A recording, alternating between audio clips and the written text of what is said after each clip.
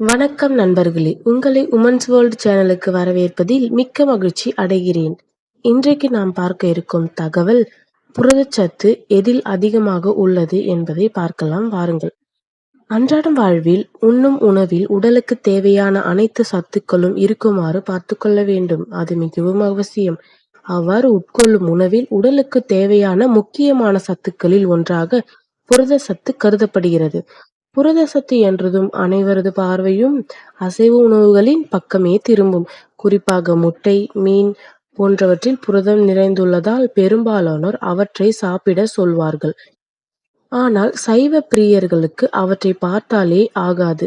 சைவ பிரியராக இருந்தால் இதோ உங்கள் உணவில் சேர்த்து கொள்ள வேண்டிய புரதம் நிறைந்த சைவ உணவுப் பொருட்களை இங்கே பார்ப்போம் வாருங்கள். முதலில் நான் பார்க்க இருக்கும் உணவு பட்டாணி. புரதம் நிறைந்த உணவுகளில் பட்டாணி மிக முக்கியமானது. இதில் புரதச்சத்து மட்டுமின்றி வைட்டமின் சத்தும் நிறைந்துள்ளது. பட்டாணியை காய்கறிகளுடன் சேர்த்து சமைத்தோ சூப்பாகவோ செய்து சாப்பிடலாம். அடுத்தபடியாக நாம் பார்க்கப்படும் உணவுப் பொருள் கீரை. புரதச்சத்து நிறைந்த உணவுகள் பட்டியலில் பட்டாணிக்கு அடுத்தபடியாக இருப்பது கீரை. நம் வீடுகளின் அருகில் எளிமையாக கிடைக்கும் ஒரு உணவு கீரை.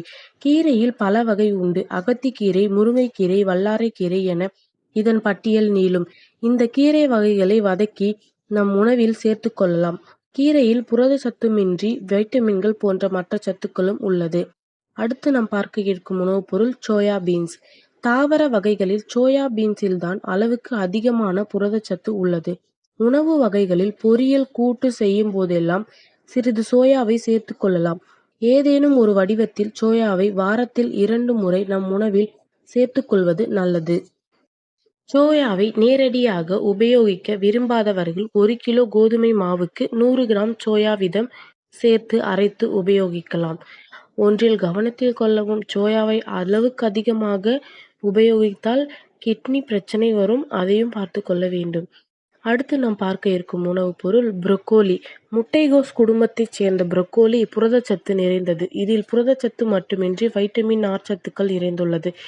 இதை வேக வைத்து உணவில் சேர்த்துக் கொள்ளலாம். சூப்பிலும் சேர்த்துக் கொள்ளலாம்.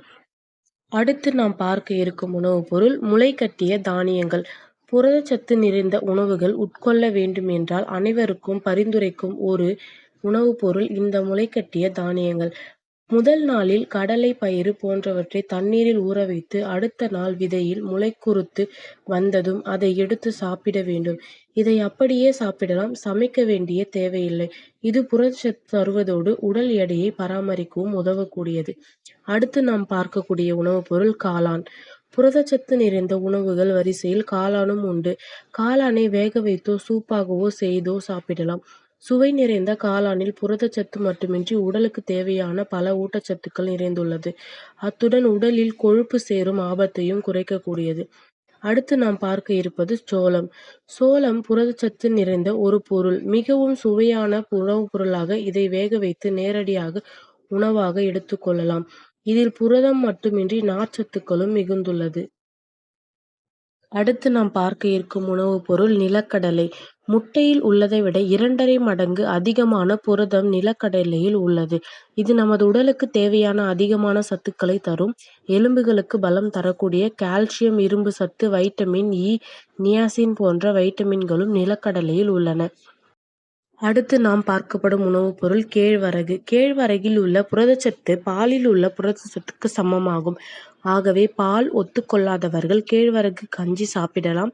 கோதுமையில் உள்ள குளுட்டன் என்னும் பசை வகை புரதம் போல கேழ்வரகில் இல்லை. ஆகவே குளுட்டன் அலர்ஜி உள்ளவர்கள் கேழ்வரகில் உணவில் தாராளமாக சேர்த்துக் கொள்ளலாம்.